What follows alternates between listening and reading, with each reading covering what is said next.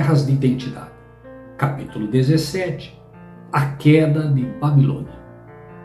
Atacaram como relâmpagos.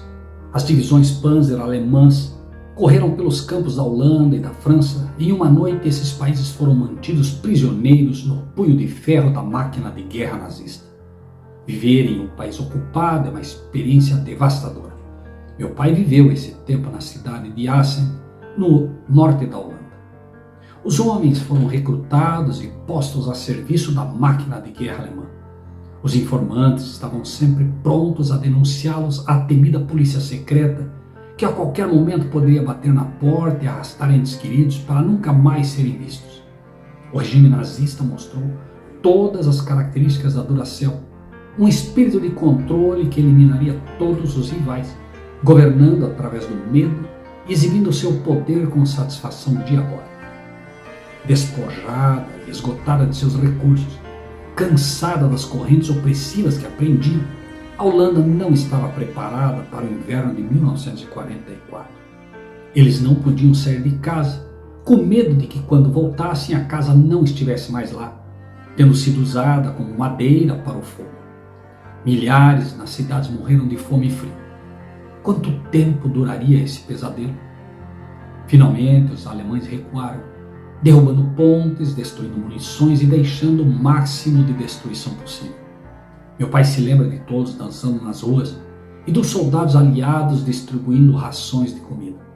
Era quase difícil acreditar que tudo terminara. Finalmente, a liberdade. O espírito de Caim ainda vive.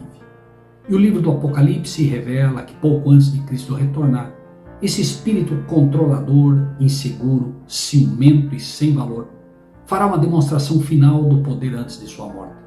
João o descreve como um animal com 7 cabeças e 10 chifres que emerge do mar. Então eu fiquei na areia do mar e vi uma besta subindo do mar com 7 cabeças e 10 chifres, e nos chifres 10 coroas, e nas suas cabeças um nome de blasfêmia. Apocalipse 13. Essa besta recebe grande poder e autoridade sobre todas as nações da terra, e todo mundo adora e se submete ao poder dela. Esse poder bestial se opõe ao nosso relacionamento com Deus que criou os céus e a terra. Ele procura atrair adoração para si mesmo. A razão pela qual esta besta pode facilmente convencer o mundo inteiro a segui-la é porque funciona com baterias Duracell. Fala a língua que todos nós naturalmente falamos. Ela nos encoraja a buscar nossa identidade pelo que alcançamos e realizamos, e nos encoraja a encontrar Deus em nossos próprios termos, trazendo nosso próprio sacrifício sem sangue, esperando que Deus cumpra e aceite nossa adoração. A maior parte do mundo já está sob o poder dessa besta, mas não percebe. Quando o mundo rejeitar os princípios da liberdade e retornar ao controle global através do medo e da força, será simplesmente uma manifestação externa do que se esconde nas profundezas do coração de cada um de nós. Deus não está sentado à toa e sem fazer nada. Ele envia uma advertência final desesperada para alertar o mundo a não se render a esse poder bestial. Esta advertência vem na forma de 3 mensagens. A primeira mensagem chama a atenção da raça humana e nos lembra que devemos adorar a Deus, o Deus que criou os céus e a terra. Isso nos indica o sacrifício de Jesus e nos lembra que a oferta de Caim nunca pode ser aceita por Deus. Jamais podemos merecer graça diante de Deus, pois nossa salvação nos foi comprada através do sangue do Cordeiro. Deus então nos lembra uma verdade muito importante. Ele é o que enquadra neste idioma. E outro anjo seguiu dizendo: Caiu Babilônia, aquela grande cidade, porque ela fez todas as nações beberem do vinho da ira da sua prostituição. Apocalipse 14:8. Por que Deus usa o termo Babilônia? Ao examinarmos a Bíblia, descobrimos que foi Nimrod quem construiu a cidade de Babilônia. Nimrod era um personagem interessante. A Bíblia nos diz: os primeiros centros de seu reino foram Babilônia, Erech, Akkad e Calné, em Shinar. Nimrod é o primeiro ser humano registrado a estabelecer seu próprio reino. Também é interessante notar que Nimrod, em algum momento, se casou com sua mãe, uma família disfuncional de fato. Há também rumores de que Nimrod matou seu pai para se casar com sua mãe. Seja como for, o lar de Nimrod não foi fundado nos princípios do reino de Deus, onde os relacionamentos familiares são sagrados. Tão grande era a falta de segurança de Nimrod em sua vida doméstica, que ele começou a se tornar conhecido pelo que fazia e não por a quem ele pertencia. No capítulo 10 de Gênesis, a Bíblia lista a genealogia da raça humana. Cada homem foi identificado por quem era seu pai. Sua identidade foi estabelecida por seus relacionamentos familiares. É assim que o reino de Deus opera. Nimrod, no entanto, ficou conhecido por ser um poderoso caçador e um poderoso governante. Ele era um poderoso caçador diante do Senhor, e por isso que se diz, como Nimrod, um poderoso caçador ante ou contra o Senhor. Os primeiros centros de seu reino foram Babilônia, Erech, Acade, Calné e Sinear.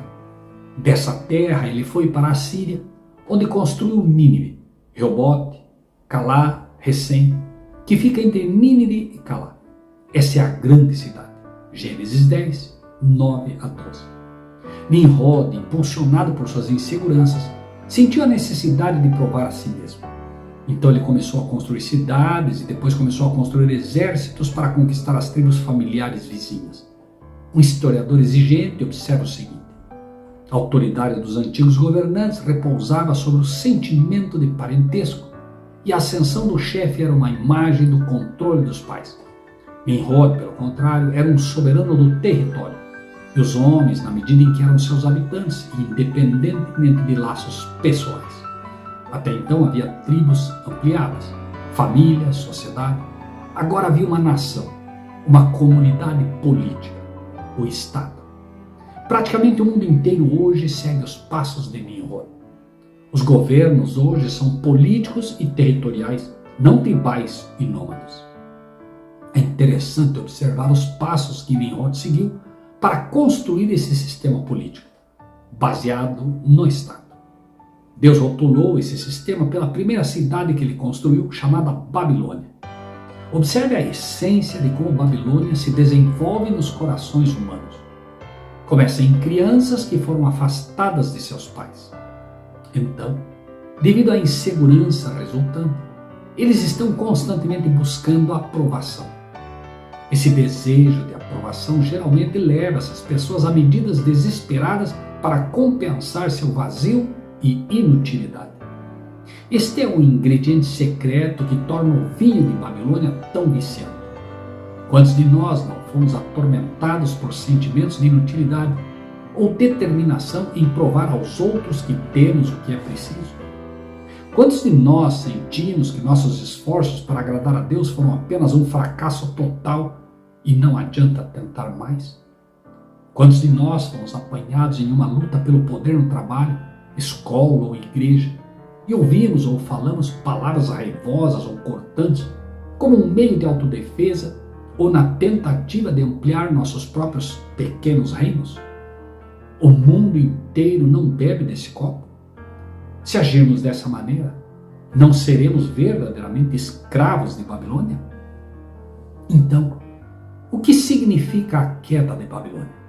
A frase Babilônia caiu vem diretamente de Jeremias 51:8 e encontra seu contexto em Jeremias 50 e 51. Em Jeremias 50, Deus descreve seu povo como ovelhas perdidas que foram desencaminhadas e que esqueceram seu local de descanso. O povo de Deus está sendo literalmente mantido em cativeiro pela Babilônia e muitos deles esqueceram seu verdadeiro lar, seu local de descanso. Mas Deus não esqueceu seus filhos. Ele faz a seguinte maravilhosa promessa: assim diz o Senhor dos Exércitos: os filhos de Israel foram oprimidos, juntamente com os filhos de Judá. Todos que os capturaram os mantiveram escravos. Eles se recusaram a deixá-los ir. Seu Redentor é forte. Senhor dos Exércitos é o seu nome. Ele defenderá minuciosamente a causa deles, para que possa dar descanso à terra e inquietar os habitantes de Babilônia. Jeremias 50, 33 e 34. E então, no capítulo 51, lemos o seguinte: Fugi do meio de Babilônia, e livrai cada um a sua alma, e não vos destruais na sua maldade, porque este é o tempo da vingança do Senhor, que lhe dará a sua recompensa. Babilônia era um copo de ouro na mão do Senhor, o qual embriagava toda a terra. Do seu vinho beberam as nações, por isso as nações enlouqueceram. Num momento caiu Babilônia, e ficou arruinada. Lamentai por ela, tomai bálsamo para a sua dor, porventura sarará. Queríamos curar Babilônia, porém ela não sarou. Deixai-a, e vamos-nos cada um para a sua terra, porque o seu juízo chegou até o céu e se elevou até as mais altas nuvens. O Senhor trouxe a nossa justiça à luz. Vinde e contemos em Sião a obra do Senhor nosso Deus. Jeremias 51, 6 a 10. No contexto deste capítulo, o povo de Deus está sendo mantido cativo por Babilônia. Eles foram desviados, mas Deus os libertará, não porque sejam dignos, mas porque são seus filhos. Enquanto o termo Babilônia caiu é uma declaração de julgamento e condenação, é simultaneamente uma promessa de liberdade a Israel, porque a Babilônia havia mantido Israel em cativeiro. A queda de Babilônia, contida na mensagem do segundo anjo, libera o Israel espiritual da insegurança, inutilidade e do espírito controlador que nos obriga a pecar. Quando reconhecemos que somos aceitos no amado, que somos de fato filhos de Deus através do sacrifício de Jesus, toda a nossa insegurança e inutilidade são varridas e permanecemos livres como filhos de Deus. As mensagens dos 3 anjos também são chamadas de mensagem de Elias. E não é por acaso que a parte final desta mensagem, Malaquias 4, 6, diz que Deus voltará o coração dos pais para os filhos e dos filhos para os pais. Em outras palavras, o poder dessa mensagem será liberado quando acreditarmos verdadeiramente que somos filhos de Deus, não por qualquer coisa que tenhamos feito, mas pelo que Jesus tem feito por nós. Esqueça a Babilônia e seus princípios Duracell. Não permaneça mais sendo um servo, mas clame, Abba, Pai, e saiba que você é seu filho amado. Através de Cristo, somos livres.